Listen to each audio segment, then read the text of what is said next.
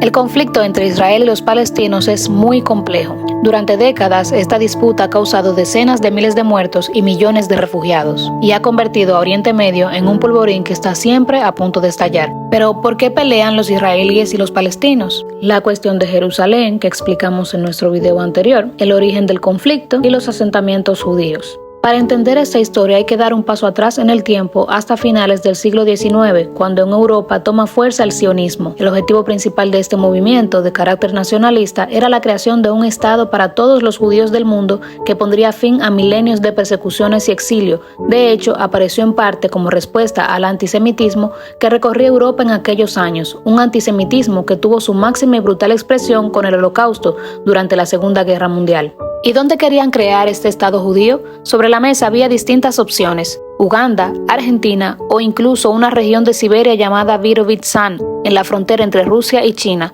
Pero la tradición judía dice que la tierra de Israel está en el área geográfica conocida como Palestina o Tierra Santa, o sea, en una franja de tierra de unos 400 kilómetros de largo entre el mar Mediterráneo y el valle del río Jordán. Pero ¿qué pasa? Que esta región también es sagrada para los musulmanes y para los cristianos. Además, cuando se empezó a plantear la creación de este Estado judío, esta zona pertenecía al Imperio Otomano. Y si bien allí había una comunidad judía, la población era mayoritariamente árabe. Pero ocurrió algo que lo cambió todo: la Primera Guerra Mundial. Al terminar la Gran Guerra, el Imperio Otomano desapareció, las potencias europeas se repartieron varios de sus territorios y Reino Unido pasó a administrar la región de Palestina. Esto es importante porque en este tiempo el gobierno británico dio un paso clave: la Declaración Balfour, una carta en la que por primera vez el gobierno británico apoyaba la creación de un hogar nacional para el pueblo judío en la región palestina, pero aclarando lo siguiente: no debe hacerse nada que pueda perjudicar los derechos civiles y religiosos de las comunidades no judías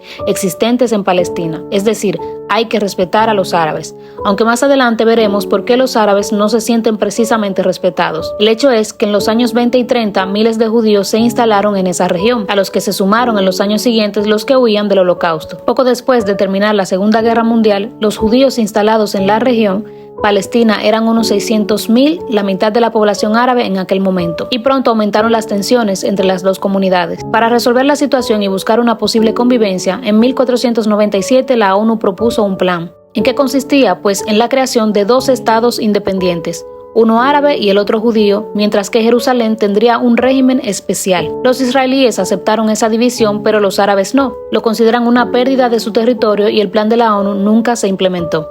Sin embargo, hay una fecha clave: el 14 de mayo de 1948, el líder judío David Ben-Gurion proclama el establecimiento del Estado de Israel, y justo el día después, 5 países árabes vecinos le declaran la guerra. Invaden el nuevo Estado judío con un objetivo claro: su desaparición. Estamos ante el primero de los conflictos árabes-israelíes. Tras un año de batallas, Israel no solo gana la guerra, sino que amplía su territorio y además conquista la parte occidente de Jerusalén, mientras Jordania ocupa Cisjordania y Jerusalén Oriental, y Egipto se queda con Gaza. Esta guerra terminó hace 70 años, pero tuvo dos consecuencias que hoy en día todavía perduran. La primera es el enorme número de desplazados. Los hubo en ambas comunidades, pero el problema afectó sobre todo a los árabes que vivían en la zona israelí. Se calcula que unos 750.000 palestinos tuvieron que huir a zonas de la región o países vecinos, especialmente a Jordania. A este éxodo los palestinos lo llaman Nakba, que en árabe quiere decir destrucción o catástrofe.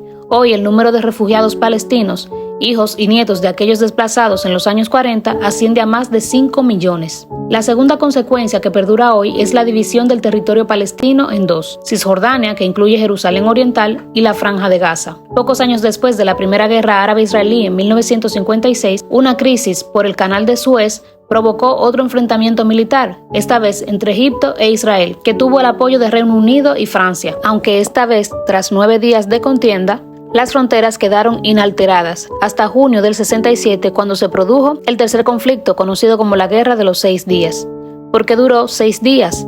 Al terminar esta guerra, Israel ocupó Cisjordania, Gaza y la península de Sinaí. La última de esta serie de disputas internacionales entre árabes e israelíes fue la Guerra de Yom Kippur, que en el 73 enfrentó a Egipto y Siria con Israel. La guerra duró 20 días, pero sus consecuencias se alargaron por años y desembocaron en un evento muy importante para la región. En 1978, Egipto se convirtió en el primer país árabe en firmar la paz con Israel en los acuerdos de Camp David.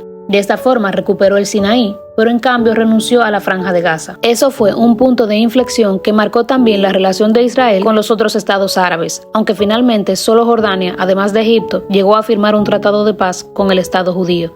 Si nos fijamos, los acuerdos de Camp David tuvieron mucha importancia porque supusieron el final de la guerra abierta entre Israel y sus vecinos árabes. ¿Y qué significa eso? Que a partir de ese momento el conflicto quedó concentrado en una lucha entre palestinos e israelíes. Gaza y Cisjordania siguen hasta el día de hoy en parte bajo conflicto militar israelí y en parte bajo la administración de la Autoridad Nacional Palestina, de la que hablaremos enseguida. Sabemos como cristianos que a todo este conflicto le antecede mucha historia descrita en las Santas Escrituras, que ayudan a entender mejor las razones por las que lo que hoy es conocido como el Estado de Israel anteriormente estaba disperso por el mundo. El propósito de este video es describir los hechos desde el punto de vista de la historia temprana, siendo imparciales en la descripción de los hechos, entendiendo que las profecías bíblicas, la palabra de Dios, prevalecerá en todo este acontecimiento hasta el fin de los tiempos. Si quieres escuchar la segunda razón del conflicto, suscríbete dando clic en la campanita para que estés pendiente a nuestra próxima publicación. Sigamos orando por la paz de Israel y de todas las naciones y estemos alertas renovando el aceite de nuestras lámparas porque difícil tiempo se avecina. Dios te bendiga. Cristianos en el Camerino te informa.